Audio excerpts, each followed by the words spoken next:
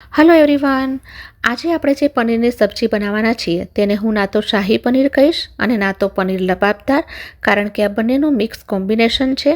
નામ કંઈ પણ હોય પણ ખાવામાં બહુ જ ટેસ્ટી બનવાની છે.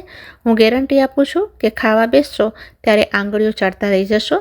તો ચલો ફ્રેન્ડ્સ, રેસીપી શરૂ કરીએ. સૌથી પહેલાં આપણે પનીરને કેટલાક પાવડર મસાલા સાથે મેરિનેટ કરીશું. અહીંયા મેં 400 ગ્રામ પનીર લીધું છે, જેને ક્યુબ્સમાં કાપી લીધું છે. પનીરને પ્લેટમાં સારી રીતે ફેલાવી દો, જેથી જ્યારે આપણે ઉપરથી પાવડર મસાલા છાંટીશું ત્યારે બધા મસાલા પનીર પર ઇવનલી કોટ થઈ જાય.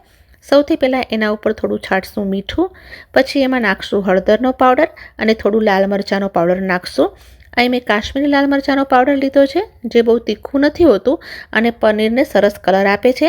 તમને વધારે સ્પાઇસી પનીર ગમતું હોય તો તમે થોડો કાળા મરીનો પાવડર પણ ઉપર છાંટી શકો છો. હવે મસાલા પનીર સાથે સારી રીતે કોટ થઈ ગયા છે. જુઓ કેટલા સરસ રીતે ઇવનલી કોટ થઈ ગયા છે. હવે આપણે પનીરને શેલો ફ્રાય કરીશું. શેલો ફ્રાય કરવા માટે એક પેનમાં પહેલાં થોડું તેલ ગરમ કરીશ. હું એક નાની ચમચી તેલ લઈ રહી છું. પછી એમાં 1 ક્યુબ બટર નાખીશ. આવું કરવાથી બટર બળશે પણ નહીં. પનીરને બટરમાં શેલો ફ્રાય કરવાથી અથવા પનીરની કોઈ પણ સબ્જીમાં બટર વાપરવાથી તેનો સ્વાદ વધુ સારો આવે છે.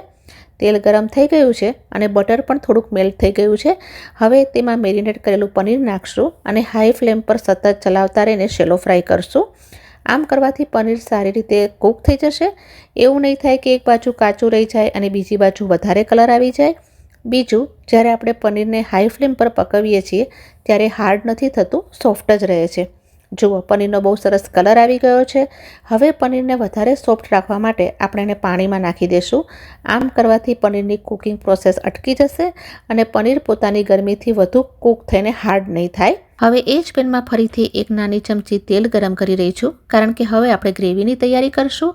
તેલ ગરમ થાય એટલે એમાં કેટલાક ખડા મસાલા નાખશું.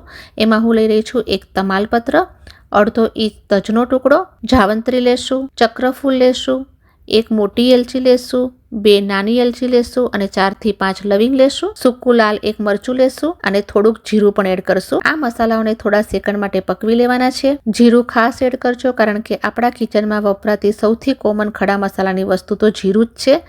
મસાલાને વધારે ડાર્ક રંગ નથી આપવાનો, એટલે એને વધારે ઓવરકુક નહીં કરવાનું. હળવું કૂક થઈ જાય એટલે એમાં નાખશું ડુંગળી. અહીંયા મેં 2 મોટી સાઇઝની ડુંગળીને રફલી ચોપ્ડ કરીને લીધી છે. સાથે જ એમાં 1 ઇંચ આદુનો ટુકડો, 4 થી 5 લસણની કળીઓ નાખશું અને મેં અહીંયા 1/4 કપ કાજુ લીધા છે. તમે કાજુની જગ્યાએ મગજતરીના બી પણ લઈ શકો છો. હવે આ બધું 2 થી 3 મિનિટ માટે કૂક કરશું.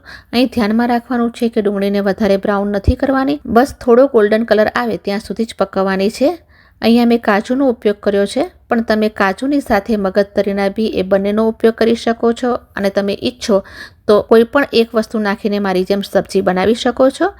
હવે ડુંગળી પર સરસ કલર આવી ગયો છે અને બધી વસ્તુઓ પણ કૂક થઈ ગઈ છે. તો હવે એમાં નાખીશ ટમેટાં. મેં 2 મીડિયમ સાઇઝના ટમેટાં પાતળા અને લાંબા કાપ્યા છે. હવે એના ઉપર થોડું મીઠું છાંટીએ, જેથી ટમેટાં જલ્દીથી ગળી જાય.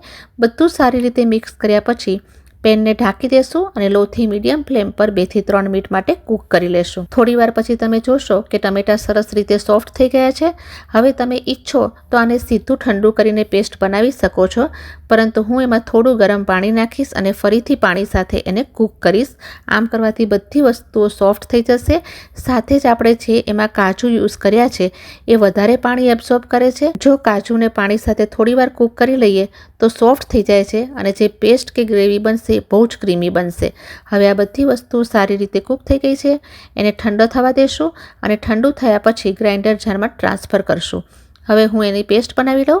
અલગથી પાણી નાખવાની જરૂર નથી, કારણ કે તેમાં પહેલેથી જ પાણી છે, એટલે બધી વસ્તુઓ ઇઝીલી ગ્રાઇન્ડ થઈ જશે અને એટલી સ્મૂથ પેસ્ટ બનશે કે એને ગાળવાની પણ તમારે જરૂર નહીં પડે. હવે પેસ્ટને સાઈડમાં મૂકી દઈએ અને આગળની તૈયારી કરીએ.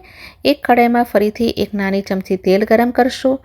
તેલ બહુ ઓછું વાપરશું આ સબ્જીમાં અને એની સાથે મોટી સાઇઝનો બટરનો ક્યુબ પણ નાખી દીધો છે, કારણ કે બટરનો ટેસ્ટ તો આમાં બહુ સરસ આવવાનો જ છે અને આ સબ્જીમાં હું ક્રીમનો ઉપયોગ નથી કરી રહી, એટલે બટર થોડું વધારે ક્વોન્ટિટીમાં યુઝ કરી રહી છું. જેમ બટર થોડું મેલ્ટ થવા લાગે ત્યારે એમાં પાવડર મસાલા કરી લઈશું. ધાણા જીરુંનો પાવડર એડ કરશું, હળદરનો પાવડર એડ કરશું અને લાલ મરચાંનો પાવડર નાખશું. મસાલાને થોડા સેકન્ડ માટે કૂક કરશું. મસાલા કૂક થઈ જાય પછી એમાં તૈયાર કરેલી પેસ્ટ નાખશું, એને સારી રીતે મિક્સ કરશું. હવે આ પેસ્ટને લગભગ 4 થી 5 મિનિટ માટે કૂક કરવાની છે, જેથી એનામાં જે પણ કચાશ હોય એ નીકળી જાય. સાથે જ્યારે આ પેસ્ટ મસાલા અને બટર સાથે કૂક થશે ત્યારે સબ્જીની ફ્લેવર એકદમ નેક્સ્ટ લેવલની આવશે. હવે સ્વાદના અનુસાર એમાં મીઠું એડ કરશું. આપણે થોડુંક મીઠું પહેલાં પણ એડ કરી ચૂક્યા છીએ, એટલે સંભાળીને એડ કરવું.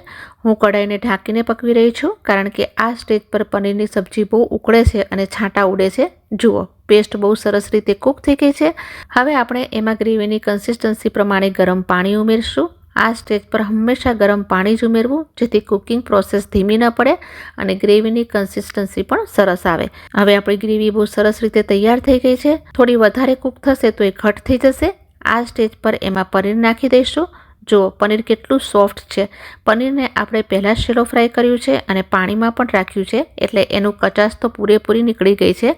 હવે એની ગ્રેવીમાં વધારે સમય માટે નથી કૂક કરવાનું, કારણ કે પનીર જેટલું વધારે કૂક કરશો એટલું એ હાર્ડ થતું જશે. હવે પનીર સાથે ગ્રેવીને માત્ર 2 થી 3 મિનિટ માટે જ કૂક કરવાની છે.